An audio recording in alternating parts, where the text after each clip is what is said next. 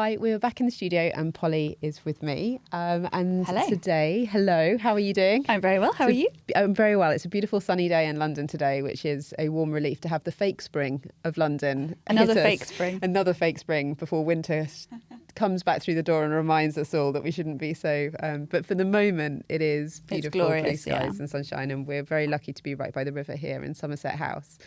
But we thought that we would talk today about AI, and it's a conversation that we are having on so many different parts of the business, with clients, with investors, with stakeholders, with partnerships, and so it's probably, I don't think, the last thing that we're going to have to say on it. I think it's probably something that we're going to have to revisit a lot, but maybe a good place for us to start today is how we're thinking about AI and where we see AI at the moment in terms of its intersection around sustainability.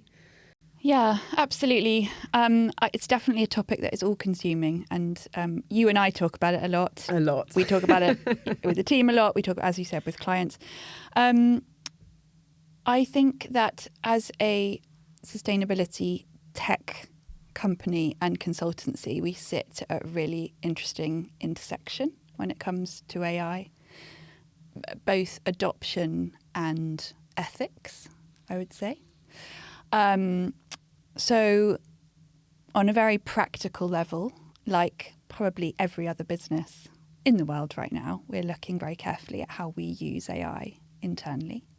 And that means using tools to speed up and improve what we do as a team. Integrating AI into the platform, which is really exciting. We're in beta testing at the moment for an AI tool that is going to speed up the assessment process by allowing our clients to dump evidence and documents into a Dropbox, which AI then sorts for them, and then they can check. And of course, we still have our human verification eyes over that as well. But it's just a great process of speeding up. AI is fantastic for efficiency, as we're all well aware.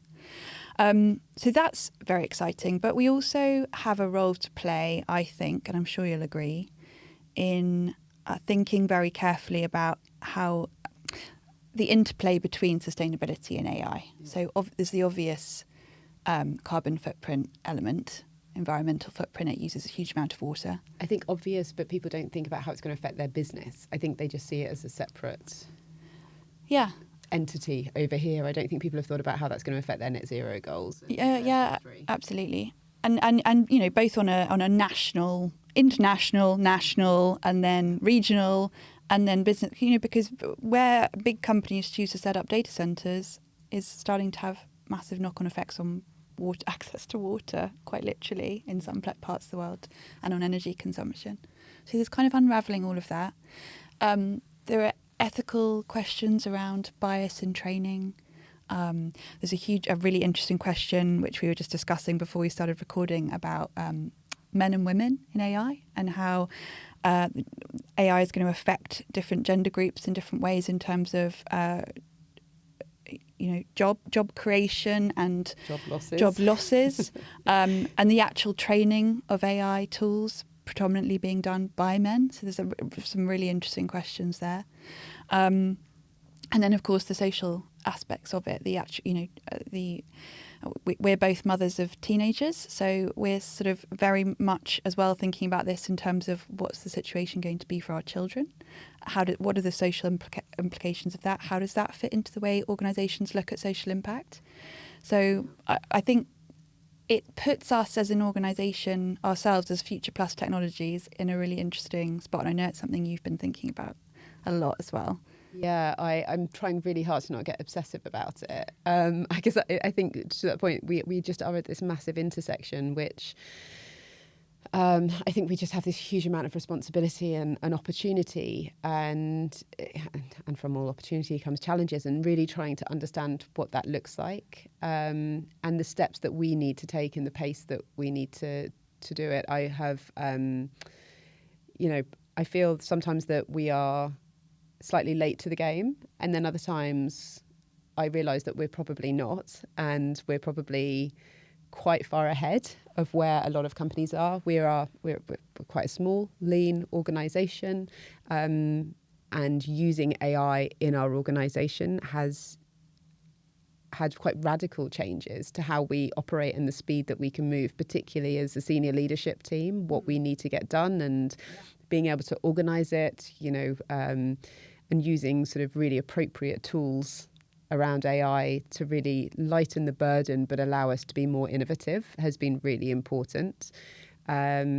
We have spent quite a lot of time working with sort of other agencies like the UKI, the trade body, increasing our knowledge and our skills as much as we can, but also then trying to implement that into helping our clients through updating. The next update of the questions, the indicator set within FuturePlus is going to be looking at responsible adoption. And I think there's a huge education piece there that, whilst some may not think it naturally sits with us, it's going to have environmental, social and governance impact, as you were saying. So people are going to look to us to be able to understand what that means. And I think investors and regulation is going to move that way as well. But also, I suppose there's this sort of bigger existential question of what does AI mean in the world and what's the world going to look like? And I feel quite strongly at the moment that really robust, comprehensive, early adoption of ESG concepts into AI means that we can take all of the incredible things that AI is going to be able to do. And yesterday there was somebody talking about breast screening and cancer screening and, being able to support radiographers in what that looks like in some really rural places around the world, but also in urban centres, and do all of the incredible things that we know AI can do without necessarily having the really quite negative potentials of it breaking down job roles, affecting society in a way that isn't maybe what we as humans want. And I joked the other day, you don't always quote Jurassic Park, but just because we can, should we? And I feel that is the biggest question around AI is that responsible adoption of it, which maybe doesn't get as much press. It's more about what it can do rather than whether we should be letting it do it. Yeah, I think the speed of change feels dramatic. When I think about last year, 2025, people just getting to grips with things like ChatGPT having a play around. This year, 2026, just heading towards the end of Q1, feels like a whole different ballgame to me. It's like rapid adoption, companies really starting to understand exactly what they can do with these tools. And I would say, at FuturePlus, we work mainly with SMEs, and I think for that category of business, the best place to start with all of this is to really get to grips early on what tools you're using and how you're using them and how that is governed, which sounds quite overdramatic. But I think if you can produce a policy document early on for your employees, even if you're a very small company, which sets out how you expect them to use it, what tools are and aren't acceptable to use, really, really vitally, how they are inputting data into it. And what data. Having that understanding is a great place to start. So obviously, when we think about sustainability, we think of the environmental side, the social side, the governance side. I would really urge businesses to start with the governance. As I said, how's it being used?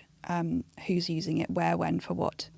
And then, where is a human in the loop, which is the vital part each time that if a decision is being made, is there a human in the loop of that decision making at the moment, I think is really, really key. Yeah, exactly. And, are you being transparent with clients about how it's being used?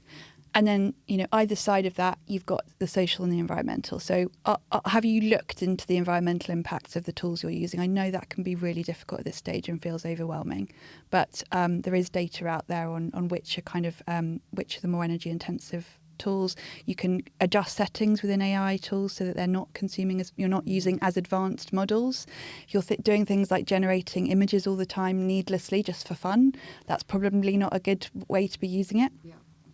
And then the social side, how are you thinking about AI tools in terms of creating efficiencies and perhaps even replacing roles within your organisation, even within really small teams, what impact is that going to have? So if you imagine a triangle with governance at the top, social and environmental either side, just start really small. Start thinking about the practical things that you can do to get to grips with this now, early on, because the speed that things are going, I think that foundation will put you in a really good place. Yeah, I think that's really, really good advice. And I think if you're using a tool, even for things like, I don't know, HR management, and you're using it for recruitment or for performance, for example, and it might be something that feels not like AI.